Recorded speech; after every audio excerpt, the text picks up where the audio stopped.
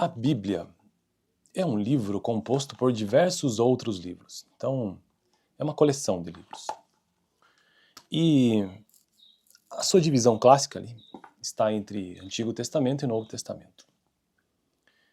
E hoje eu quero tratar um pouco mais, ou quero começar a tratar sobre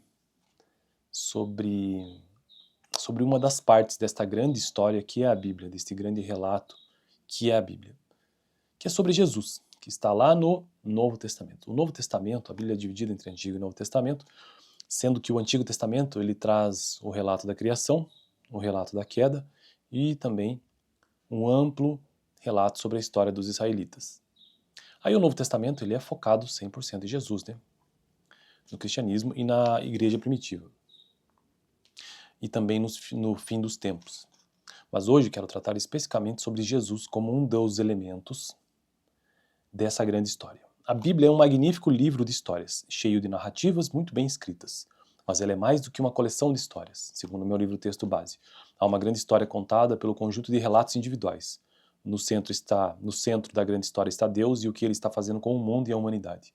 A Bíblia começa com Deus criando os céus e a terra e conta a história de sua relação com a humanidade até o dia futuro, em que as guerras, as doenças, a morte e a dor deixarão de existir. Esta grande história tem 6 partes principais: criação, queda, Israel, Jesus, os seguidores de Cristo e o final dos tempos, ou o fim dos tempos. Bom, eu estou tratando sobre isso aqui no canal, ou seja, sobre cultura bíblica, usando este livro aqui, ó. Excelente livro, Manual Bíblico da Sociedade Bíblica do Brasil, SBB, muito, muito bom esse livro. Eu estou bem no iniciozinho dele, bem na introdução, começando a estudar a Bíblia, tentando entender a cultura bíblica, ou seja, uma introdução à Bíblia, né? Então é isso, essa é uma playlist sobre teologia, uma playlist geral, a playlist específica é cultura bíblica. Então vamos lá, Jesus.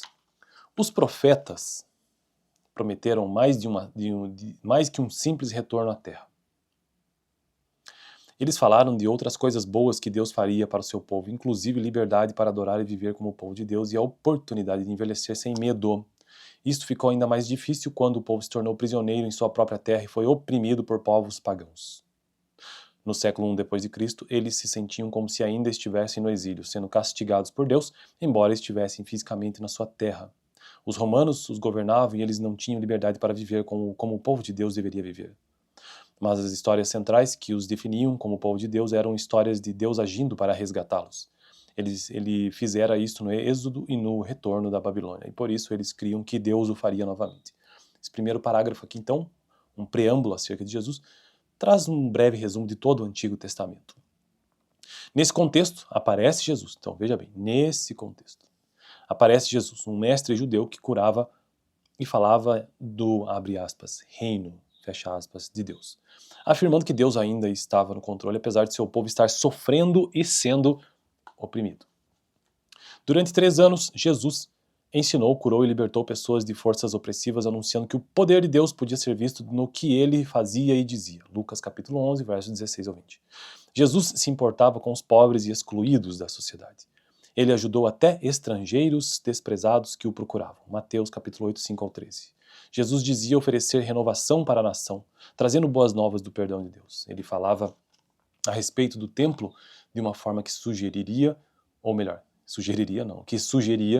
que este seria destruído e substituído de certa maneira por sua própria pessoa. João, capítulo 2, versos 18 a 22, Marcos 13, 1 ao 2, ambos, né, livros do Novo Testamento. Fazendo isso, Jesus apresentava a si mesmo como alguém que tinha um relacionamento único com Deus.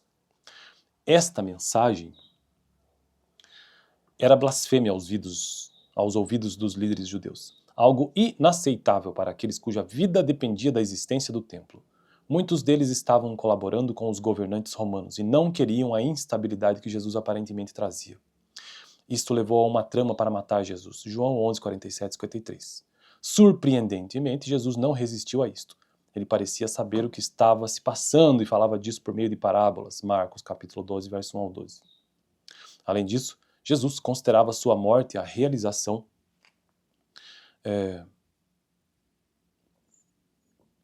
daquilo que os sacrifícios representavam, perdão e renovação para o povo. Na noite em que foi preso e julgado, ele passou tempo com os seus amigos, celebrando a Páscoa que comemorava o êxodo do Egito. Jesus deu àquela refeição um novo significado. Ele deu ao pão e ao vinho da refeição um novo significado. Ele interpretou o pão e o vinho da refeição como símbolos de seu próprio corpo e sangue entregues na morte. Lucas capítulo 22, 14 ao 20. Pouco depois, Jesus foi preso, julgado e condenado à morte pelos líderes judeus. E depois pelos romanos, pois os judeus não podiam fazer execuções naquela época. Ele foi executado por crucificação. Trevas cobriram a terra enquanto ele estava pendurado na cruz. Jesus morreu. 3 dias depois, seus seguidores ficaram totalmente maravilhados e alegres em vê-lo vivo novamente. A morte não fora capaz de derrotá-lo. Ele era o mesmo Jesus que conheciam há 3 anos, mas que agora estava mais vivo do que nunca. Ele realmente era o Messias. Isso na perspectiva, então, desse livro incrível, Manual Bíblico SBB.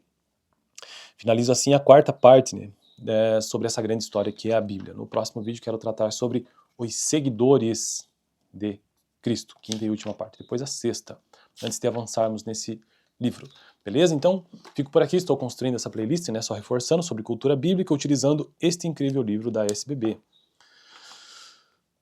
Manual Bíblico da SBB, que por sua vez, né, esse vídeo faz parte dessa playlist específica, faz parte de uma playlist geral sobre teologia. Valeu!